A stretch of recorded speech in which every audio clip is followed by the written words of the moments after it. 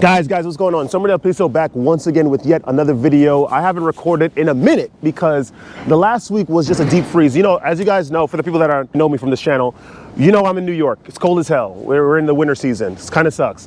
But for the people that don't know, visit the aforementioned freeze. We are in New York. It's a deep freeze. It's cold as hell. And it was obviously the cold is a massive deterrent for me to go outside and record. It is still cold now, but the sun is out. So I figured, let's just be outside, right? Let's just record something and get some content, man. Get some valid opinion out there in the world, in the YouTube space, the online space. So today, we're gonna talk about how travel changed my life and how it could change your life, especially as a modern male living in these metropolises, in these Western societies. The Western societies that I'm talking about is the United States, Canada, Australia, and Western Europe. Western Europe, what the hell am I talking about? Specifically England, France, Germany. Stay away from these places and you will be good when you travel. Like, comment, subscribe. We're gonna get into it right now, right? So, how did travel change my life? The people that follow me on this channel, you guys know I'm always talking about my travels back in the day. I'm not a stranger to the passport, right? to the customs lines and whatnot. I've been traveling for a very, very long time. The first time I left the US, the United States, was to Canada, and I guess that was in like the 90s, right? My mom used to take my sister and I to this jazz festival in Montreal, right? I didn't know a bit of French then, and I was young, so I wasn't the most sentient, and the parameters creating and surrounding my personality, or an idea of a personality, was just getting formed at that age. I still didn't see the gift in being able to leave the United States and travel. Because when I went to Canada, it was like a similar society, right? People generally looked at people the same, weren't very kind and whatnot. Contrary to what people say about Canada, at least this is how I felt, right? Fast forward, the next time I traveled out of the US away from the landmass, was in, I think, 2006, 2007, when I went to Switzerland. I went to Paris for the first time, and then I went to Switzerland. I went to Geneva. Those places were kind of nuts. It was really, really interesting. This is when they didn't have a lot of smoking laws or regulations. So I went to restaurants with my best friend and his mother at the time. Those are the people I was traveling to those places. And it was interesting. There was smoke-filled restaurants, people speaking in French. It was crazy. It was just an insane sight because it's just, everything was just different. The cultures were still very, very similar. In France, they were, they sort of judged people the same way. They were very, very exclusive with the people that they hung out with, they chose to go out with, and stuff like that.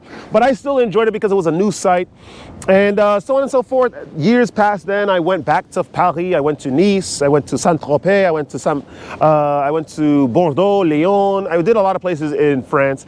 Then I lived with my dad in England. I went to London for a little bit. I went up to Cambridge, Oxford. Then I went to Australia to visit an ex-girlfriend. Long story. Did Germany. I did Portugal.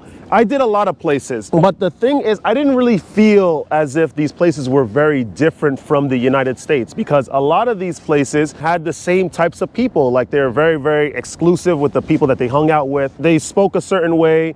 This is all to say that these were in like the main cities. Like in Lisboa, I sort of felt that, to be honest. I'm not gonna lie. Paris, we already know.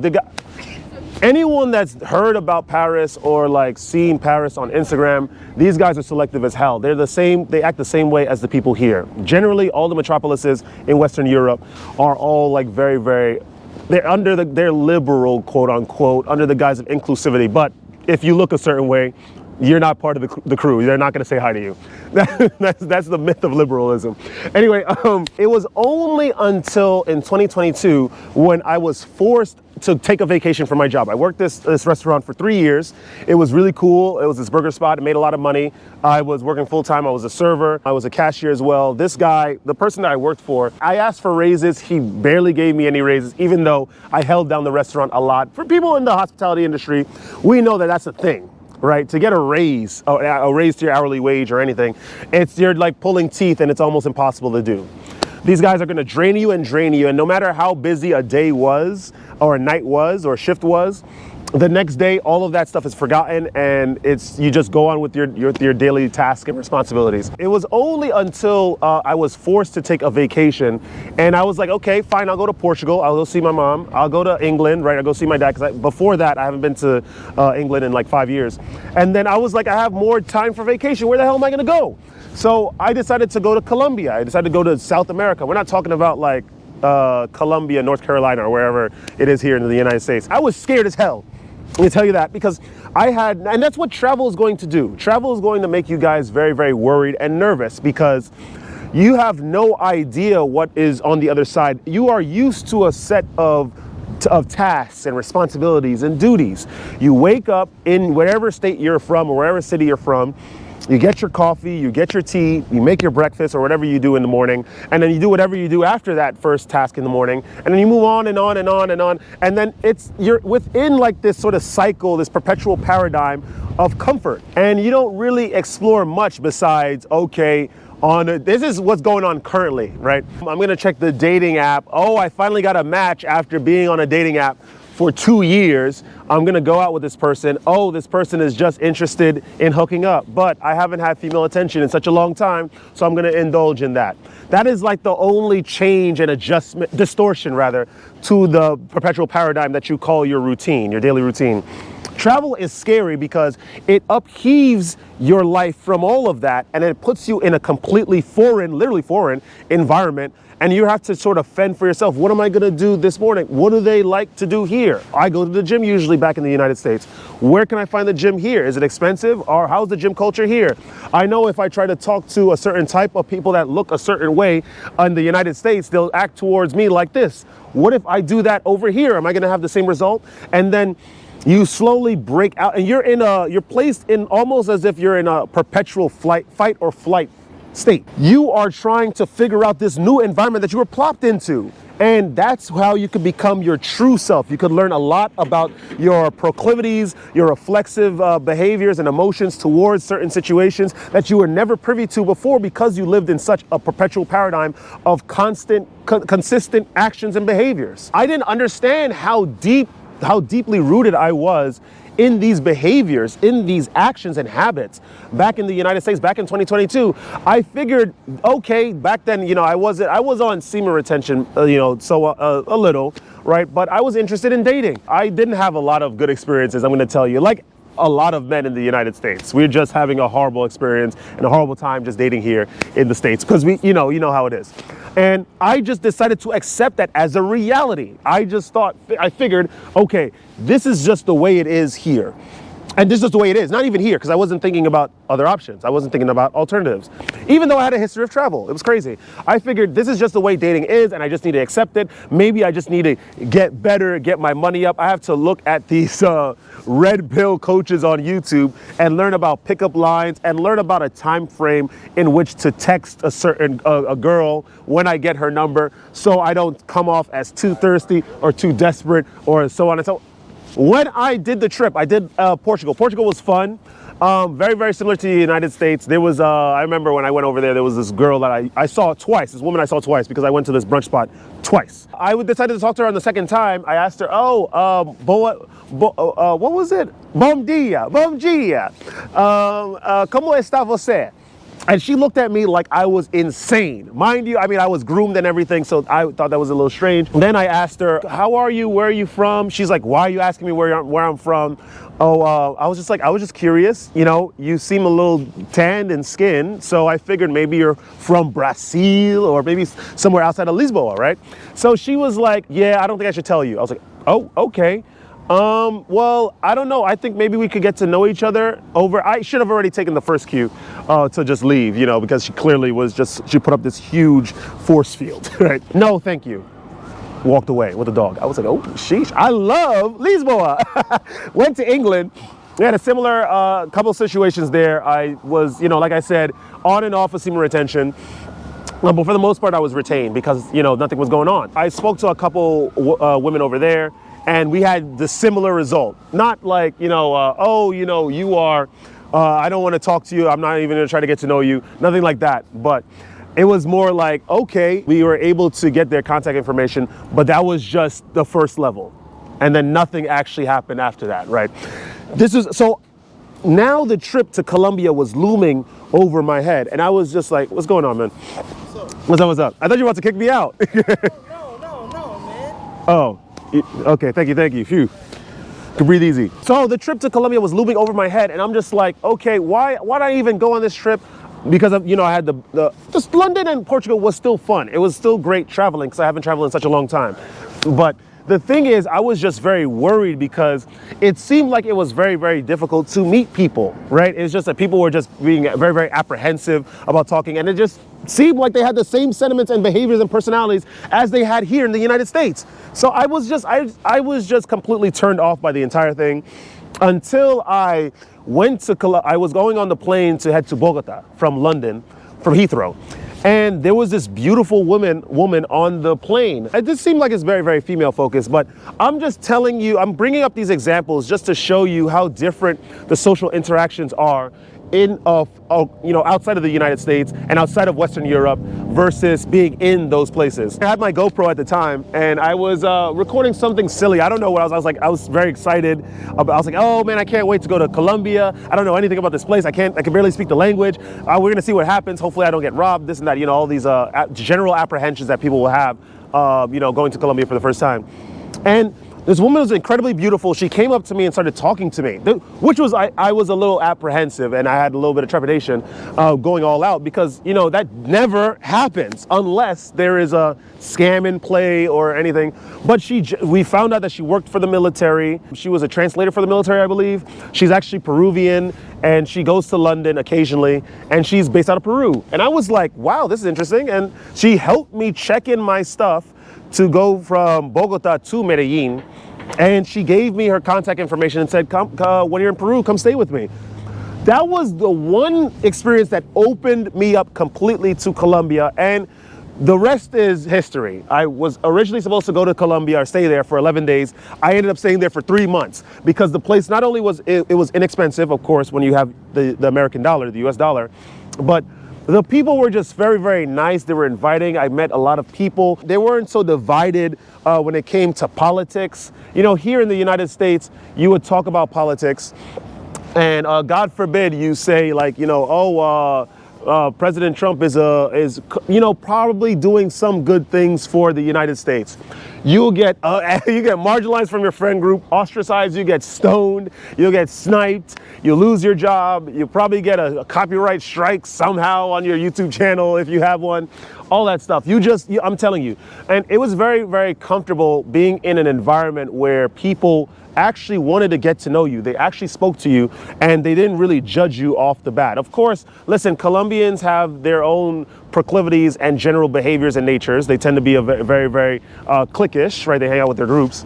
But I believe, at least from my experience, if you know the language and if you come correct, as in you don't have like any sort of ulterior motives, as with generally any culture outside of the aforementioned Western societies, you will generally get accepted. You'll generally be talked to, and you'll be invited into the fold. That's actually something I noticed, and I'm telling you, this is my personal experience. It was very, very long to explain.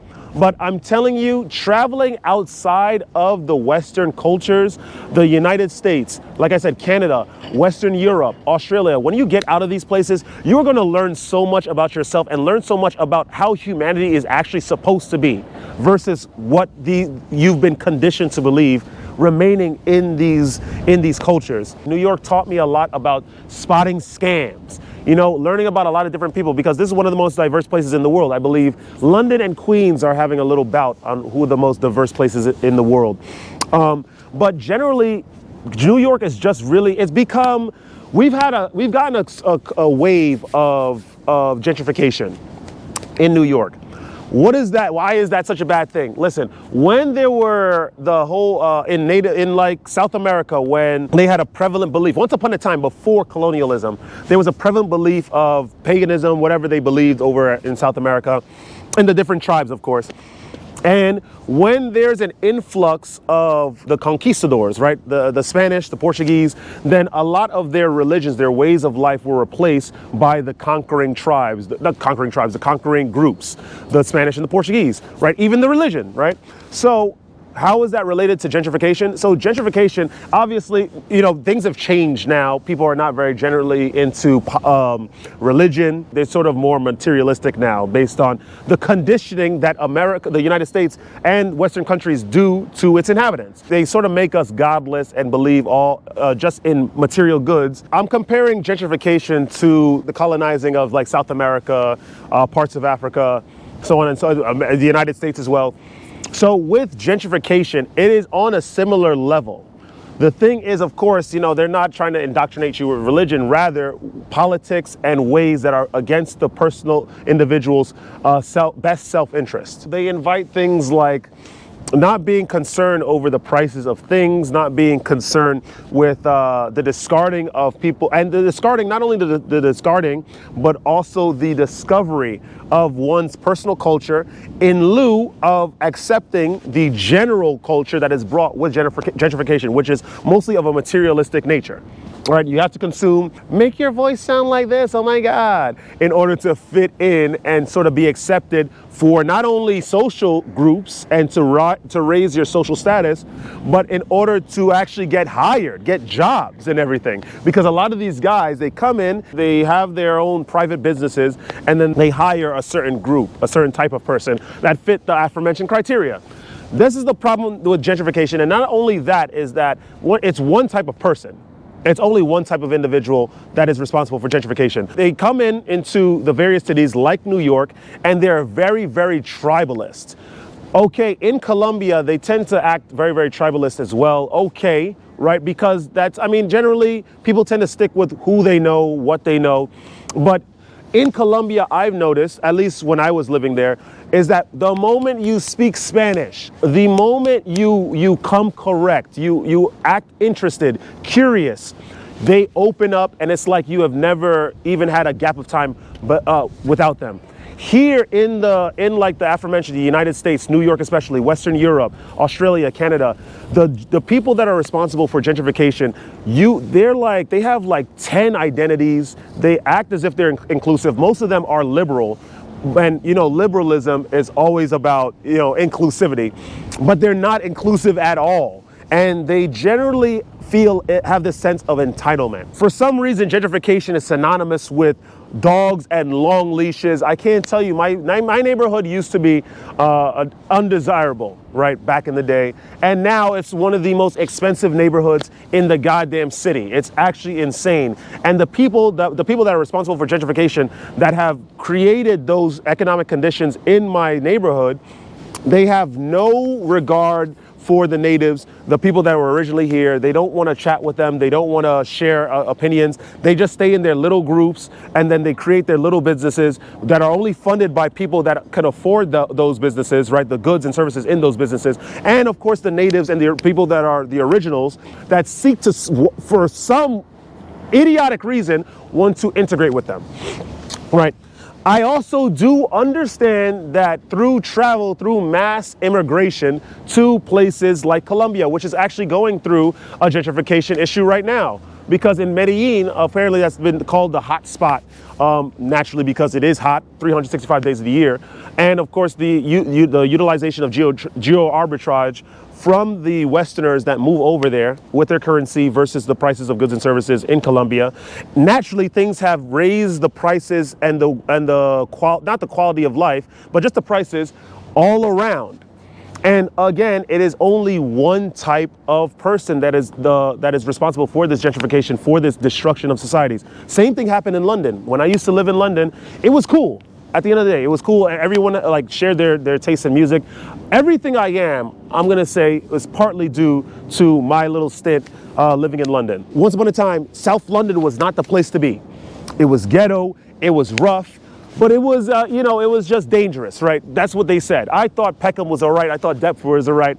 That's my personal opinion. Now, Hackney is cupcake. Brixton is multicultural, soft blocks. They got cameras everywhere. These places are being plagued by gentrification, destroyed by gentrification. When you are traveling and when you're trying to move to other places, right? other than outside of the United States, outside of the Western cultures that I mentioned earlier, Australia, Canada, Western Europe, you are inadvertently to some degree lending to the gentrification over there. I'm saying this, travel is still going to fix you up. It's still going to make you a much more mentally sound individual. And to not lend to gentrification is very, very achievable through many, many ways. What happens really with the problem with gentrification is that not only the things that I mentioned earlier, the tribalism that the gentrifiers come through with, but the rising of goods, the price of goods and services in that area. Economics explains this. But what the problem is with gentrifiers is that they do not negotiate with the individuals, the landlords, that decide to price gouge because they assume that they have so much money. And they accept whatever price that they're given, and that lends to a normalization of that inflated price for not only the gentrifiers, but the people that are here as well. That is the issue. And this has been going on for years. It went on in London, it went on in Paris. And it's gonna go on forever and ever in these neighborhoods that these gentrifiers decide to move in. My thing is this, if you are travel, first of all, if you've never traveled, you got to get out of the United States, get out of Western Europe, get out of Australia, get out of Canada. Check out what the hell is out there. There are very, very great countries whose inhabitants are very, very kind, they're very open, and they'll show you a way of life that you are never privy to before, residing in those aforementioned places. People need to do their research when you are going over to another country, right? When you're going to another place for vacation, perhaps you want to scout out an area before you decide to commit to staying in that area. Find out what the locals are paying for their places. Find out what the heck they're paying. Once you find out that price, if you are in dealings with a landlord that is trying to give you a super expensive lease, refuse and go somewhere else. Like I said, the problem with the gentrifiers that led to this horrible wave of gentrification here is that these people came over, it's like a select few that came over with these high-powered, high-paying jobs and decided to pay astronomical amounts for rent and astronomical amounts for land, which inadvertently drove all the prices up. Negotiate. When you go to, like, Mexico City has a huge problem with gentrification because during the lockdowns, a lot of people decided to go over there to try to not only remote work, but have a cheaper cost of living, naturally. What they did is that they all went to one spot and justified paying the inflated price that the landlords gave them, basically making Roma Norte, Polanco, and Condesa uninhabitable places for the locals, for the people that are from Mexico City. And of course, there's a huge backlash with that. The one thing that could stop gentrification, when we are going to other countries and trying to establish our lives there, is negotiation. Negotiate with the landlord. If they are giving you an astronomical price, get the hell out of there. That's it. Go somewhere else. Find out what the local is paying. Do not be like the gentrifiers here and stick in your little cultures and clubs and not try to mix with anybody. Go out and go feet to the street, ask questions. Try to learn the languages of the cultures that you're going in to ask specific questions. Hey, how much are you paying? This and that, Find out things, get your information, do reconnaissance, and then make a very valued and researched decision. Travel can be incredibly liberating. I know this sort of went into a talk about gentrification, but that is a huge problem here, and that definitely lends to a lot of the issues that we're having currently. Go out and try to figure out what the heck is outside of the United States. We know that here, like New York, they claim that this is a very, very free-thinking city. It's cool, everyone is nice and open with each other. I've only had those experiences personally, and I'm a pretty social person. I've only had those experiences outside of Midtown Manhattan, a lot of places in Brooklyn, and a lot of places in Upper Manhattan. When you go to Queens, of course, outside of Astoria, because Astoria, some places in Astoria is pretty nice. It still is, immigrant focused, not hit by that huge wave of gentrification. These guys are going to be very, very open. They're going to chat with you. They're going to try to figure out what time you're on, this and that. When you go to Jackson Heights, some other places, Corona, Queens, they say that it's dangerous. Oh my God, you want to stay away from there. These guys are probably some of the most talkative people you'll ever come into contact with. They'll ask you what's good, and if you know the language, if you know Spanish, because mostly there's Spanish speakers in Corona. There's like Ecuadorians, people from Colombia, Mexicanos, Mexicanas, people from Honduras, Guatemala, all that. If you speak the language, you win. You are in. When you go to the Bronx, las Dominicanas, las personas de Puerto Rico, these people are incredibly open. The New York has changed completely. We need to now vote with our feet. Get the hell out of these places. I know there's a lot of places in the United States, there's a lot of places in Western Europe that has changed. Let's go. Let's try to travel, figure out where the heck, do some research on a country, on where you like to go. And go to that place. When you go to that place, ask questions, be open. Do not be sheltered or have that little closed mindset like the gentrifiers here, or else you're going to exacerbate and perpetuate that same issue that has befallen a lot of the West to those places. Be open, be understanding. Do not bring the hookup culture, which is prevalent here in the United States, over there, because it's not going to be good for anybody. And with that being said, that is all I have to say about traveling right now. That's all I have to say about traveling. If you guys enjoyed that kind of content, like, comment, subscribe, share the video with some peers. Listen, don't ever let this place get you down, guys. This is the beginning of 2025. We're at the end of January right now. New York is really not the city for me at all. Everyone will probably have like that whole grass is greener on the other side sort of mentality. But seriously, New York once upon a time stood for something free. A lot of my experiences came from this blasted city. I learned so much about a lot in this city. The old London, I learned so much about a lot of things over there. These places have been hit with a haymaker of gentrification so hard that these guys have not recovered, and I don't think they're going to recover in the next decade or two. That's just a reality. New York and all of these Western cities are heading into one direction. As individuals that could work, that are tuned into channels like mine, Sombra del Piso, understand that you do not have to remain in any situation that does not have your best interest at heart. If these guys are yelling about liberalism and that's really not for you, yo, get the hell out. For sure, leave the place. Liberalism doesn't really do much for anybody, honestly. It doesn't do anything. It's just very exclusive when it's under the guise of inclusivity. That's just a topic for another day. That's a topic for another video. But pick yourselves up, try to find some way to get work, and get the hell out of this country. Don't be dating in this country, because I'm gonna bring that topic up in another video too, because I have a big topic about that. We're gonna stop talking about it right now. But anyway, guys, don't let this place get you down, and stay radiant. I'm gonna see you guys in the next video. Woo!